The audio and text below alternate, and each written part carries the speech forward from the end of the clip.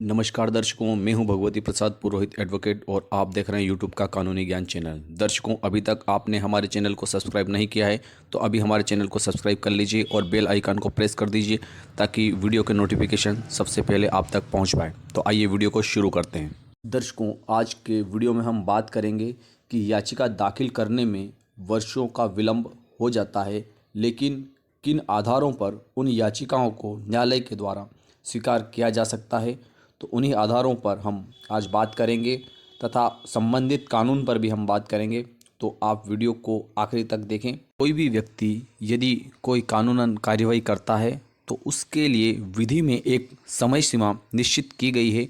यदि कोई व्यक्ति उस समय सीमा के भीतर कोई कार्यवाही न्यायालय में प्रस्तुत नहीं करता है और उसके पश्चात यदि वह कार्रवाई करता है और कोई पर्याप्त कारण प्रस्तुत नहीं करता है तो ऐसी स्थिति में न्यायालय के द्वारा उस व्यक्ति के द्वारा प्रस्तुत की गई कार्यवाही को स्वीकार नहीं किया जाता है। लेकिन दर्शकों, आज हम बात करेंगे उस कानून की जिसका सहारा लेकर कोई व्यक्ति अपनी याचिका को विलंब से भी प्रस्तुत कर सकता है। तो आइए हम बात कर लेते हैं मध्य प्रदेश भू राजस्व संहिता की।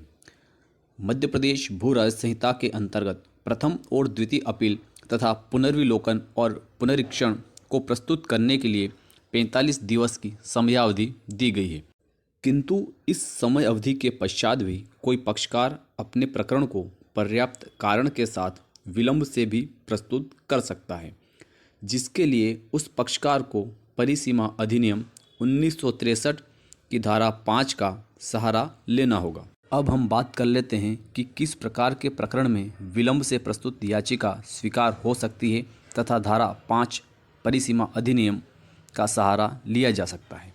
ऐसा कोई आदेश जहां प्रकरण में अंतिम आदेश पारित करने के पूर्व आवेदक को सुनवाई का अवसर नहीं दिया गया तथा अंतिम आदेश की उसे कोई जानकारी भी नहीं दी गई थी।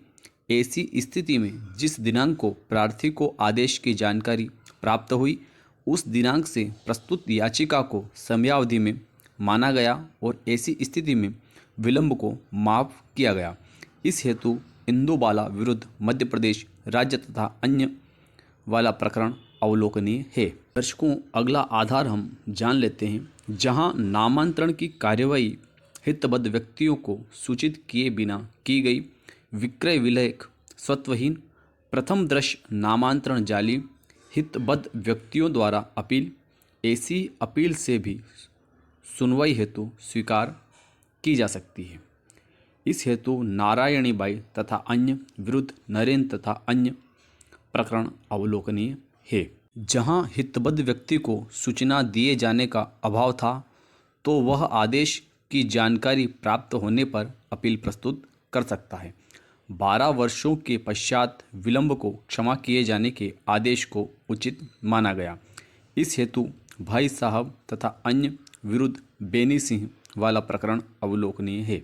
अगले आधार के रूप में हम मान सकते हैं जहां अपील प्रस्तुति में विलंब को क्षमा करने हेतु प्रस्तुत आवेदन शपथ पत्र पर पर्याप्त कारण दर्शाते हुए प्रस्तुत किया था, उत्तर प्रस्तुति में भी इसका खंडन नहीं किया गया। ऐसा प्रकरण सद्भावनापूर्वक मानते हुए विलंब को क्षमा कर अपील गुण दोषों पर निपटाए जाने का निर्देश दिया गया। इस हेतु राजकुमार डडवानी तथा एक अन्य विरुद्ध हिंदू सहकारी साख संस्था मर्यादित इंदौर तथा अन्य वाला प्रकरण अवलोकनीय है। अगला इस प्रकार का आधार भी हो सकता है जहां किसी प्रकरण का निराकरण हुआ हो और अभिभाषक ने प्रकरण के निराकरण अर्थात फैसले की तिथि की सूचना पक्षकार को नहीं दी हो, प्रमाणित नकल नहीं भेजी गई हो, आवेदक प्रकरण के बारे में न लापरवाह और न पृथक उक्त आवेदन दाखिल करने हेतु विलंब क्षमा किया जाना चाहिए। इस हेतु गुरुदेव सिंह यानी विरुद्ध सरदार गुरुदयाल सिंह वाला प्रकरण अवलोकनीय है। दर्शकों, अगला आधार इस प्रकार का भी हो सकता है जहां आवेदक को कभी भी अंतिम आदेश के पारित होने की सूचना नहीं, आदेश पारित होने के पहले सुना नहीं गया, जब प्रार्थना का विरोध नहीं किया गया, विलंब क्षमा का प्रार्थी अधिकारी है। इस हेतु इंदुबाला विरुद्ध मध्य प्रदेश राज्य एवं अन्य वाला प्रकरण अवलोकनीय है। अगला प्रकरण हम इस प्रकार समझ सकते हैं, जहां मांग करने के बाद भी आदेश की नकल प्रदान नहीं की गई, ऐसी स्थिति में समयावधि की गणना शुरू नहीं होती है। इस हेतु दीपचंद गुजरकर विरुद्ध संयुक्त रजिस्ट्रार एवं अन्य वाला प्रकरण अवलोकनीय है। यदि प्रकरण इस प्रकार का है, जहां मामले में अपील विलंब से प्रस्तुत की गई थी तथा विलंब की माफ़ी के लिए आवेदन भी प्रस्तुत किया गया था, अपीलार्थी ने अपीली न्यायालय के समक्ष विलंब का कारण स्वयं का बीमार होना बताया गया था, चिकित्सा प्रमाण पत्र भी प्रस्तुत किया गया, अतः अपील न्यायालय ने इसे विलंब का युक्तियुक्त कारण मानते हुए विलंब माफ़ किया गया। इस हेतु रानी दुबे विरुद्ध संयुक्त पंजीयक सहकारी सोसाइटी सागर एवं अन्य वाला प्रकरण अवलोकनीय है।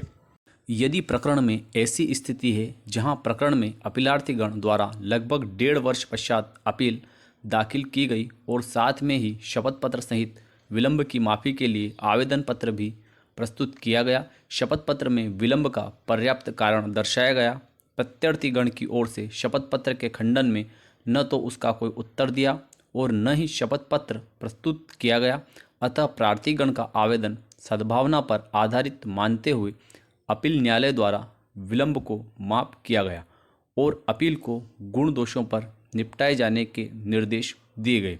इस हेतु राजकुमार डलवानी एवं एक अन्य विरुद्ध इंदु सहकारी साख संस्था मर्यादित इंदौर एवं अन्य वाला प्रकरण अवलोकनीय है। यदि प्रकरण इस प्रकार का है, जहां मामले में अपील विलंब से प्रस्तुत की गई थी तथा विलंब की माफ़ी के लिए जहां पक्षकार पर समन तामील किया गया परंतु उसका प्रस्थान कर वापस नहीं किया गया, जिसके संबंध में तामील का होना नहीं माना जा सकता, इसके बावजूद उसकी अनुपस्थिति में ही उसके विरुद्ध आदेश पारित किया गया, ऐसा आदेश निचले न्यायालय द्वारा ठीक ही अपास्त किया गया। ऐसी स्थिति में निर्णय की जानकारी न होना विलंब को माफ़ किए जाने का आधार माना जा सकता है। इस हेतु बहादुर सिंह बनाम हरिशंकर एवं अन्य वाला प्रकरण अवलोकनीय है। दर्शकों, सबसे महत्वपूर्ण ध्यान देने वाली बात यह है कि धारा 5 का आवेदन पत्र जो प्रस्तुत होता है वह अपील, पुनरीक्षण या पुनर्विलोकन के साथ में प्रस्तुत किया जाता है और जब भी धारा 5 का आवेदन पत्र प्रस्तुत करें उसके साथ में शपथ पत्र अवश्य लगाएं और धारा 5 के आवेदन पत्र में पर्याप्त आधारों का लिखा जाना और पर्याप्त दस्तावेजों का साथ में प्रस्तुत किया जाना आवश्यक है, अन्यथा स्थिति में धारा 5 का आवेदन पत्र निरस्त हो जाता है। तो दर्शकों, विश्वास करता हूं कि आज के वीडियो में दी गई जानकारी आपको अच्छी लगी होगी। तो अगले वीडियो में फिर से मिलते हैं नई जानकारी के साथ। तब तक के लिए जय हिंद, जय भारत।